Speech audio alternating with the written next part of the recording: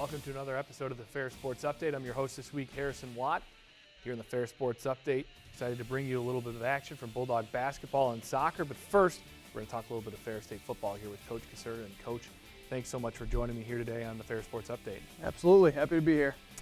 We get set here to look back at Michigan Tech, an important win for your guys, just to get back in the win column after what was an emotional and tough loss. And you did it a little bit short-handed this week, especially on your side of the ball on defense. Yeah, it was good just to be back out at home, just to kind of start a new streak. There's a lot of talk about the streaks that were broken the week before, and I think it was good for our guys just to get back out and do what we do. And, we had some guys that were banged up on defense, but we've got a lot of depth, and I think it showed in the way we played. Michigan Tech always a tough team. These games, despite what team Michigan Tech is, what team Ferris State is, just in terms of their skill levels, it always seems to be a pretty close game. You played in the GLIAC against Michigan Tech. It seemed like they were just about the same team. They always are a tough out. Yeah, no matter what their record is, they're always disciplined. They're really hard-nosed. They play, a style of football that they can be in any game. They're never going to get blown out. They're never going to just lay down, not commit a lot of penalties. They're a tough team no matter what, and they showed it. We knew they were going to be competitive, and we were just happy to come out with the win. So you get set to look back on this week's action, kind of the tale of two halves. You guys had a really nice response out of the locker room in the second half. Went to Carson Gulker at quarterback, and I thought he really had a very strong showing for Ferris State in that second half. Yeah, Carson was actually our scout team quarterback last year as a redshirt, and we saw some special things from him on defense last year, and especially running the ball. We knew what he could do, but I felt like he really kind of came out of his shell with the passing game a little bit, made some really nice throws. And, he's a quiet guy, but he's a natural leader. I think when he steps in the huddle, people feel confident with him.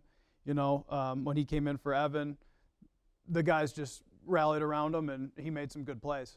So take a look back here at the highlights. Obviously, Michigan Tech got off to a really nice start, at 10-0 lead. But it really didn't feel like at any point you guys were out of this game. No, the first play they had on offense, they got down here on a long pass where we got beat on a double move, and then we got lost in coverage a little bit there on third down and kind of gave them that first one, we felt like. And then, after that we settled in pretty well. They ended up with 2 field goals the rest of the game, and they really came out with a different game plan than we were expecting. They threw the ball a ton and only ran the ball, I think, 14 times or so, and I felt like that was something we needed to adjust to, and I felt like we did a good job of it as the game went on. In fact, you brought up that they kind of abandoned what their typical game plan is. Will Ark threw the ball pretty effectively for the most part for Michigan Tech, but the one thing that stuck out to me was that Michigan Tech's leading rusher was their punter, and it all came on one fake punt that you guys stopped. Yeah, it was an interesting deal. Number 4, their running back, usually carries the ball 15 times a game or so, and I think that was just in their game plan. They saw a couple things they liked early formationally, and they tried to exploit it. And it worked for a lot of the game. They kept it close, and in the end we were able to pull it out because our offense got it going, and we were able to hold at the end. You start to get into the end zone and get going after a nice long Marcus Taylor run, and then Carson Gulker doing what he does. 16 rushing touchdowns on the year right now, leading the nation in that category. Yeah, we feel really good when we get down inside the 10, inside the 5. Carson behind that O-line is a really good combination, and it feels with our offense like it's only just a matter of time before a big play happens. And in this game, it took a little longer than we expected, but the big plays did come eventually. Big play here from Sidney McLeod, an interception in his second straight week. You go into the half just trailing by 3, obviously feeling a little more confident, being able to get on the scoreboard and get the turnover going into the half, I assume.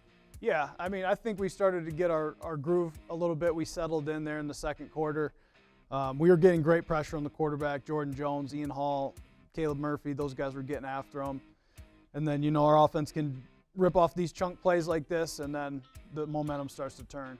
Well, this is where Carson Gulker, you guys really let the playbook open up for him. He's been a great run quarterback, but now we're starting to see some of the throwing game. And coming up, we're going to see him make a mistake, but throwing the football, he was pretty darn effective on the day outside of one play.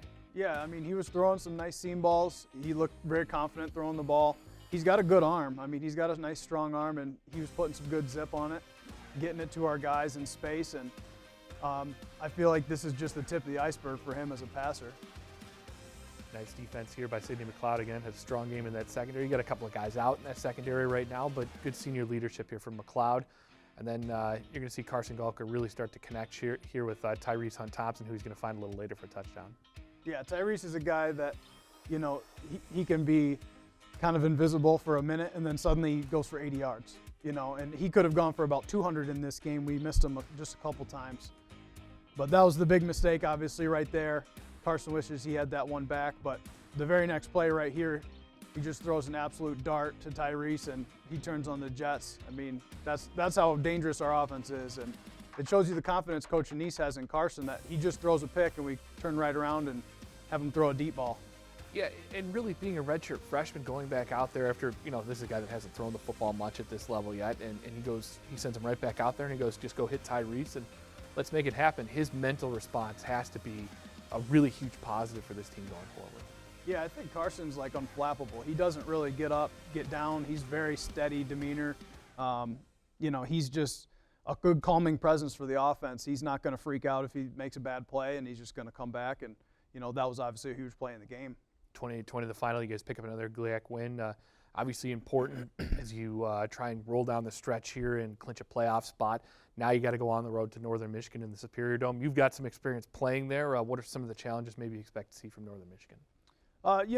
It's a long drive up there. It's in a dome, so there's always some challenges catching punts, catching long passes with the lights and things like that. But I don't think it's anything that we're not accustomed to. We've got a pretty veteran team in that regard, and I think those guys are going to handle it really well. I think, honestly, it's going to be good for us to get away from home for a little bit, kind of just reset, focus on a new challenge, and, start to hit our stride here down the stretch.